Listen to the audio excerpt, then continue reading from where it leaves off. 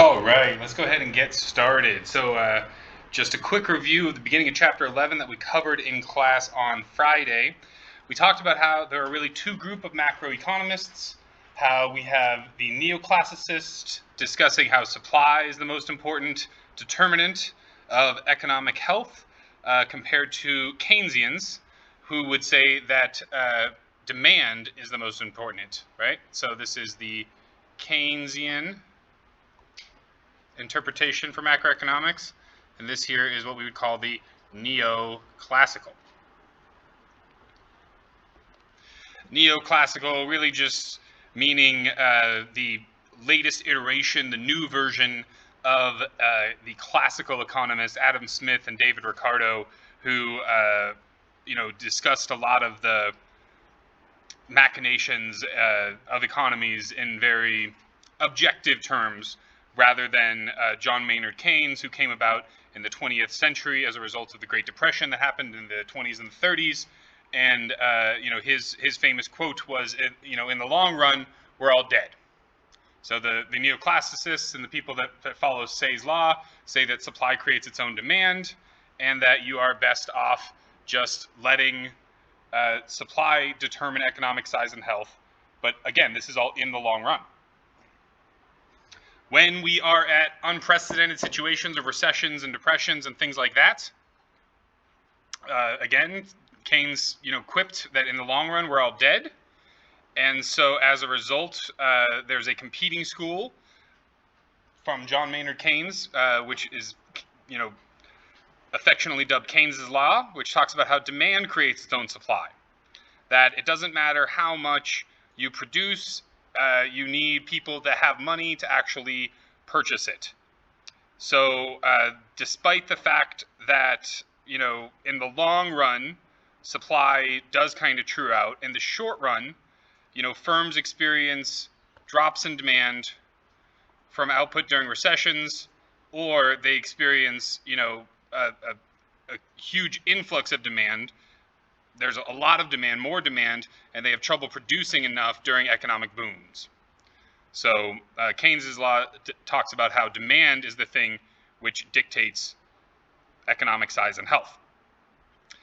At the end of the day, though, it isn't just one or the other, and what we're going to find out is that given different times or different contexts of economies, we may feel as if Keynes's law applies, or we may feel as if Say's law applies. But in order to really have a more dialed in, a more zoomed in discussion about this, we have to have an economic model to use, which brings us to the topic for today, which is going to be 11.2,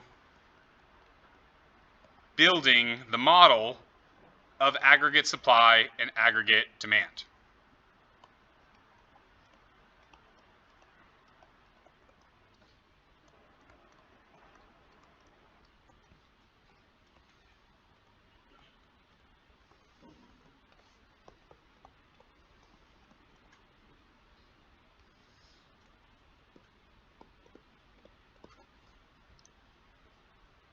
Let me close out of my Chrome so I can maybe free up some RAM.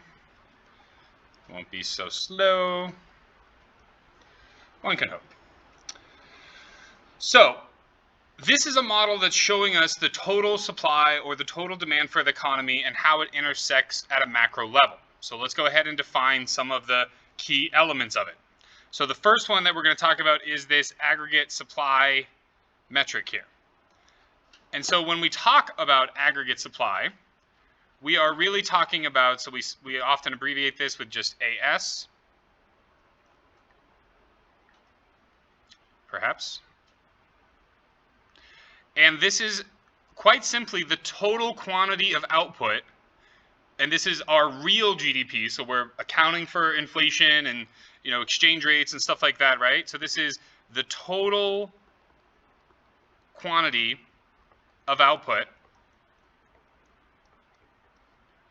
in real GDP.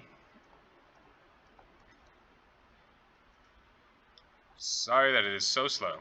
In real GDP that firms will produce and sell.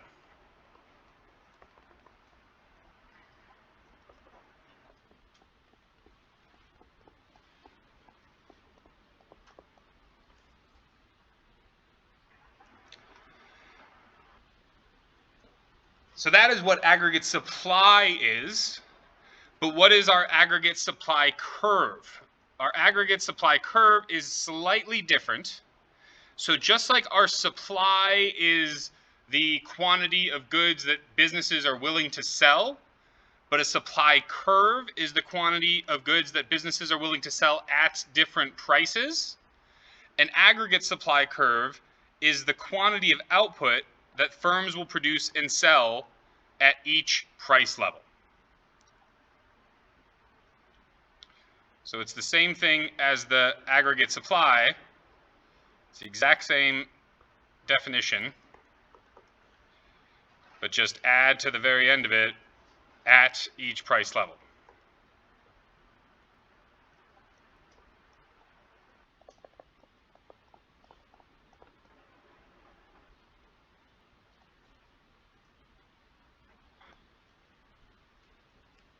All right, I'm going to pause the recording and start it again to try to get rid of this lag.